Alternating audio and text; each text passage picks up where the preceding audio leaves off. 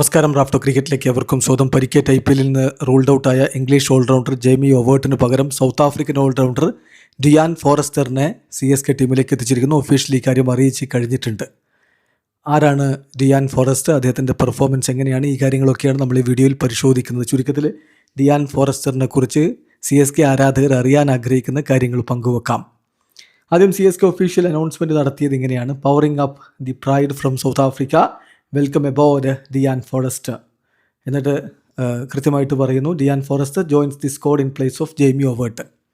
അപ്പോൾ 75 ലക്ഷം രൂപക്കാണ് ഇപ്പോൾ ജെയ്മി ഒവേർട്ടിന് പകരമായിട്ട് ഡിയാൻ ഫോറസ്റ്റർ CSKയുടെ സ്ക്വാഡിലേക്ക് എത്തുന്നത്. South African ഓൾറൗണ്ടറാണ്.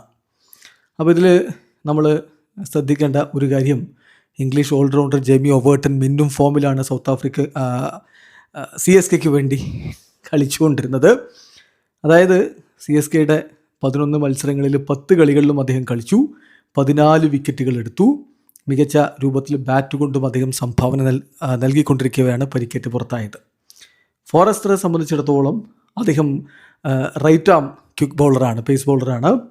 അതോടൊപ്പം തന്നെ അദ്ദേഹം ലെഫ്റ്റ് ഹാൻഡഡ് ആയിട്ട് ബാറ്റ് ചെയ്യുന്ന ആളാണ്, ഓൾറൗണ്ടറാണ്.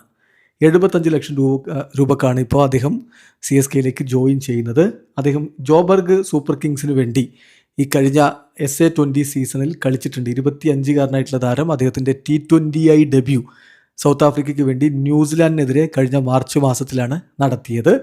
PSLൽ അദ്ദേഹം കളിച്ചിട്ടുണ്ട്. റാവൽപിൻഡീസിന് വേണ്ടി 2026 PSLൽ അദ്ദേഹം കളിച്ചിട്ടുണ്ട്. ആ സീസണിൽ അദ്ദേഹം 132 റൺസാണ് 6 ഇന്നിങ്സുകളിൽ നിന്ന് 171.42 സ്ട്രൈക്ക് റേറ്റിൽ അടിച്ചത്. അതുപോലെ JSKയ്ക്ക് വേണ്ടി അദ്ദേഹം 8 ഇന്നിങ്സിൽ നിന്ന് 175 റൺസ് 165.09 സ്ട്രൈക്ക് റേറ്റിൽ അടിച്ചിട്ടുണ്ട്.